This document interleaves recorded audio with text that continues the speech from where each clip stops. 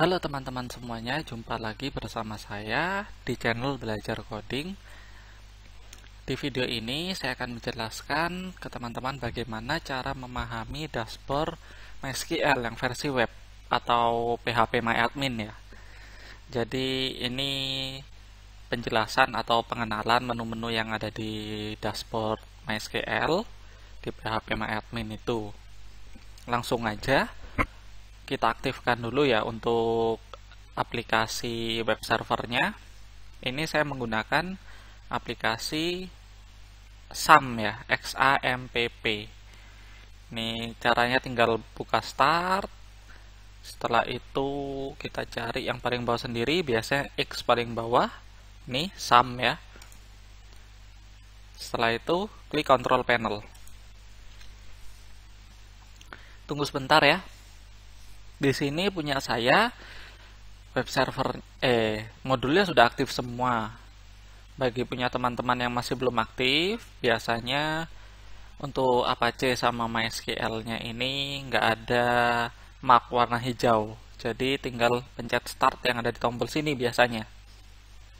Ini punya saya sudah aktif, jadi ini saya skip aja, saya close. Mari kita buka web browser dulu ya. Kita buka web browser. Oke, web browser yang sudah saya buka. Tinggal kita ketik localhost.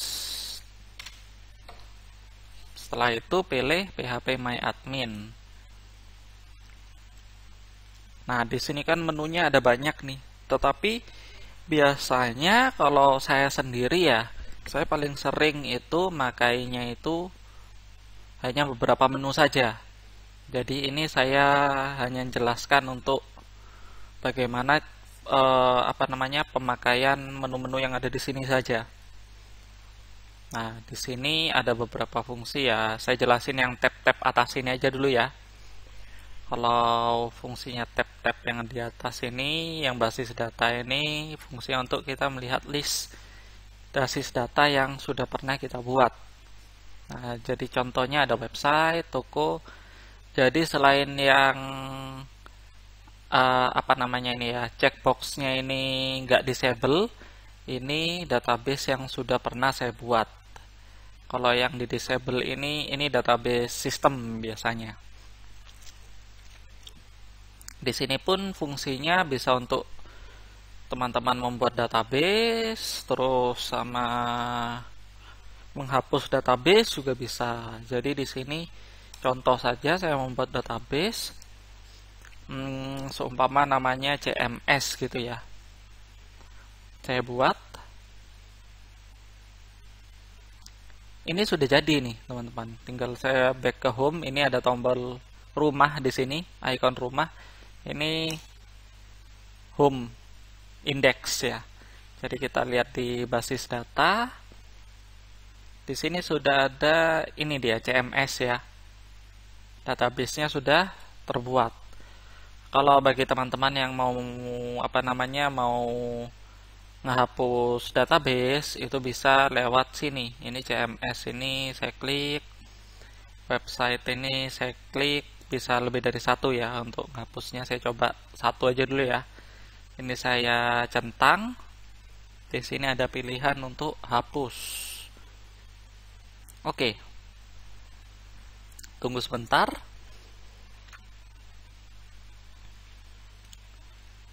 Nah, kalau udah muncul basis data berhasil dihapus, ini berarti sudah berhasil dihapus. CMS sudah tidak ada ya, nggak muncul ya di sini. Berarti ini sudah berhasil untuk menghapus database.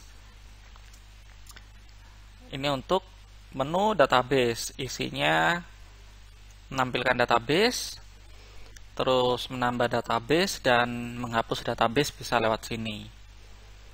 Selanjutnya di tab SQL. Nah, di tab SQL ini fungsinya buat teman-teman yang biasanya seperti membuat database atau membuat tabel, itu memakai bahasa SQL atau kode SQL, bisa memakai di sini. Ini jadi fungsinya bisa seperti membuat database ya. contoh saja saya buat di sini create. Nah, ini enaknya kalau di sini yang tipe terbaru, kita cuman tinggal ketik aja begini, langsung muncul dia kodenya. Tinggal kita pilih create database, sama seperti tadi aja ya, CMS. Begini, langsung kita, biasanya kalau pakai apa namanya, kalau pakai CMD, pakai yang database yang pakai CMD, itu biasanya di belakang sini ditambahi titik koma. Kayaknya kalau pakai web nggak perlu titik koma, sudah bisa. Kita coba aja dulu ya. Oh ya, CMS, create database CMS. Ini sudah muncul ya untuk database-nya. Berarti kita bisa membuat memakai kode tanpa titik koma juga bisa. Sepertinya begitu. Tapi kalau pengen cari aman aja ya pakai titik koma aja lah. Di sini SQL, kode SQL. Di sini pun sebenarnya banyak fiturnya ya, nggak hanya untuk buat database. Menghapus database dari sini juga bisa juga. Tinggal ketik aja drop CMS titik koma, kirim.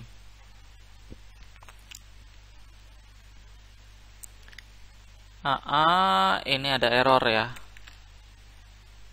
Oh ya, di sini kita kurang nambahin database.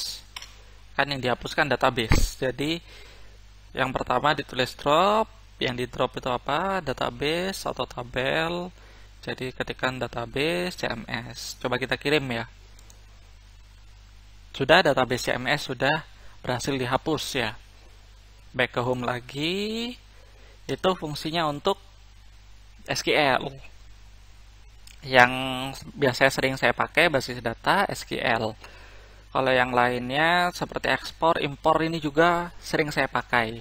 Fungsinya untuk apa? Fungsinya untuk membackup database.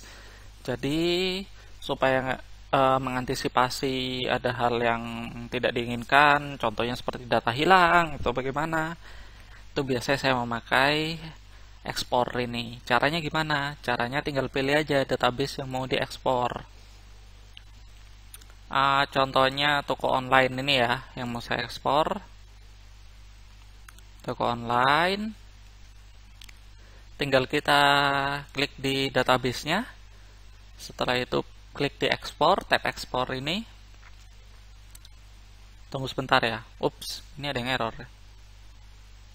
Oh, kayaknya memang dari server saya yang error ini, aplikasi saya yang error. Coba abaikan aja. Oke, ini sudah muncul di mengekspor dari basis data toko online. Kita langsung saja kirim. Kalau teman-teman tidak mau pilih untuk fungsi cepatnya, ekspor cepatnya, tinggal pilih aja kirim. Ini langsung ke filenya ini ya, toko online. Jadi dalam bentuk SQL. Kalau teman-teman mau backup dalam posisi ini di convert ke zip juga bisa. Caranya tadi kan cepat ya. Jadi tinggal klik kostum ini, terus tinggal klik aja di zip. Gampang sekali. Tinggal kirim. Oke. Jadi dia nanti akan munculnya di ini apa namanya? Di dalam bentuk zip. Sebentar ya teman-teman ya. Oke, udah muncul ya. Ini dia. Ada pilihan download. Kita start download aja dulu. Open folder. Nah, di sini dia. Dia muncul. Oh, 2 kali saya download ya. Saya hapus 1. Di sini dia muncul versinya zip. Biasanya kalau versi zip ini dia ukurannya lebih kecil dari versi SQL-nya yang biasa. Ini ukurannya berapa?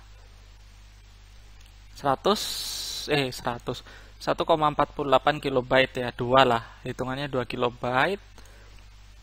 Kalau yang versi zipnya dia ukurannya 1 kilobyte, lebih kecil dari ukuran file SQL-nya. Itu itu cara untuk membackup ya.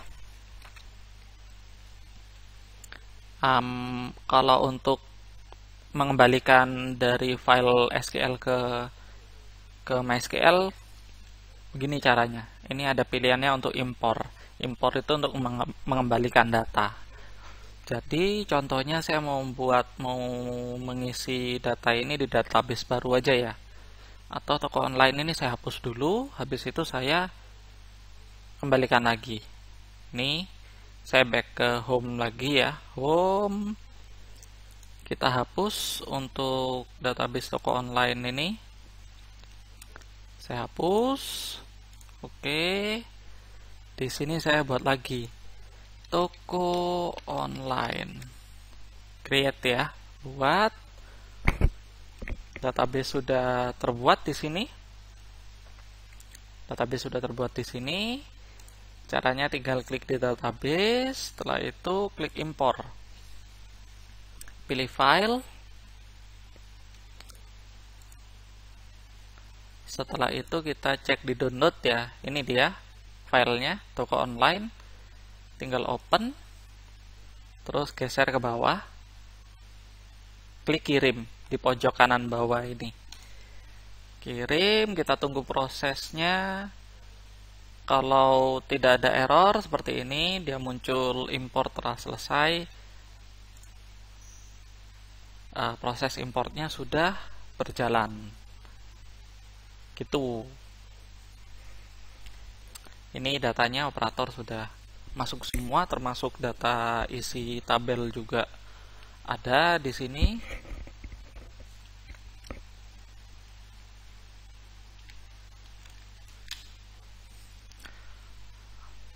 Untuk impor begitu ya caranya ya. Nah, di sini juga ada juga fungsi lain. Selain di beranda, kan ini menunya beda-beda ya. Di beranda yang saya di home ya, di home page-nya yang saya jelaskan basis data SQL sama ekspor impor. Kalau yang di dalam database-nya, ini tab-nya lain lagi nih. Nah, ini lebih banyak nih. Jadi ada SQL tetap ya, fungsinya sama. Kalau di dalam database SQL itu fungsinya sama. Terus di sini ada fungsi pencarian nih. Jadi teman-teman kalau mau mencari data di tabel bisa kayak begini. Saya contohkan cari id. Oh, nyarinya bukan di sini kayaknya.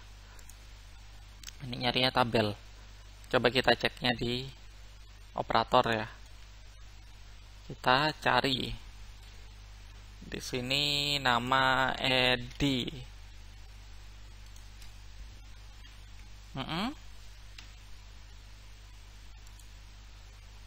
Oh, tak muncul ya? Ketikkan aja namanya aja lah ya. Nama Muhammad Edi. Wow.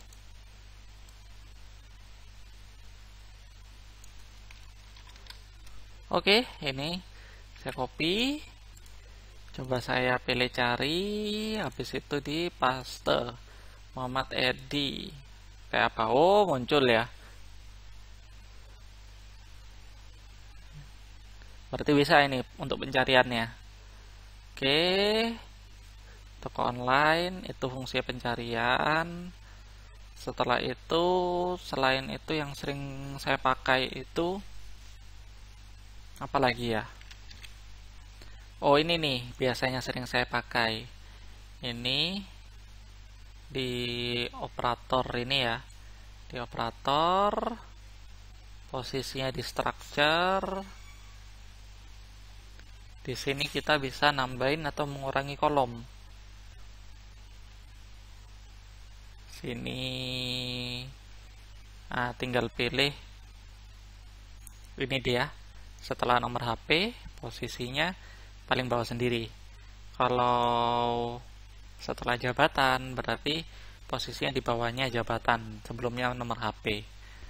Kalau setelah nama di tengah-tengahnya antara nama dan jabatan. Jadi setelah di bawahnya nama, di atasnya jabatan. Begitu pula setelah ID, sama di bawahnya ID, di atasnya nama. Beda lagi kalau at the beginning table. Jadi kalau yang at the beginning, posisinya dia di atasnya ID.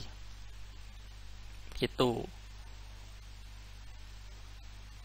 Saya contohkan aja, ini setelah nomor HP ya, satu kolom. Saya kasih alamat, seumpama begitu ya. Enter. Kita cek. Ini dia, alamat di bawah sendiri ya. Oh, tipe datanya belum saya rubah. Posisinya masih ENT, jadi 0. Ini cuma contoh aja ya. Alamat. Mau saya tambahin lagi di atasnya alamat bisa. Jadi setelah nomor HP. Ini dia. Kita klik.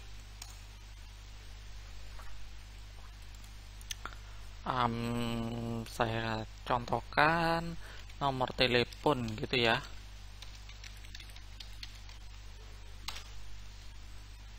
Dia akan muncul di sini. Nah, ini dia. Jadi fungsi-fungsinya kalau untuk structure ini, dia itu melihat data struktur dari tabel yang kita buat dari operator ini. Ya, isinya ID, jabatan, nomor telepon, dan alamat. Dan juga bisa mengurangi dan menambahkan. Contohnya kalau yang tadi kita nambahin nomor telepon sama alamat. Kalau mau kita hapus bisa. Caranya ya Pak, ini ada tombol hapus. Oke, ini juga sama, alamat hapus. Sudah selesai. Ini salah satunya yang sering saya pakai untuk mengubah isi tabel ya. Kalau untuk jelajah ini fungsinya untuk melihat isi tabel. Sama tambahkan ini juga. Oh, kalau tambahkan kita pernah nyoba ya di cara mengisi tabel ya. Untuk menambahkan ini, jadi ini fungsinya untuk mengisi data tabel. Mengisi data tabel yang sudah pernah dibuat, kayak operator ini mengisi data tabelnya nama, ID, jabatan, nomor HP gitu. Selain itu, kira-kira yang sering saya pakai, yang paling umum aja, cuman ini aja yang sering dipakai. Oke, kira-kira cukup sekian untuk pengenalan fungsi-fungsi menu yang ada di dashboard PHP My Admin ini. Kira-kira cukup sekian dari video saya. Jika video ini bermanfaat, bisa teman-teman share dan jangan lupa subscribe untuk mendapatkan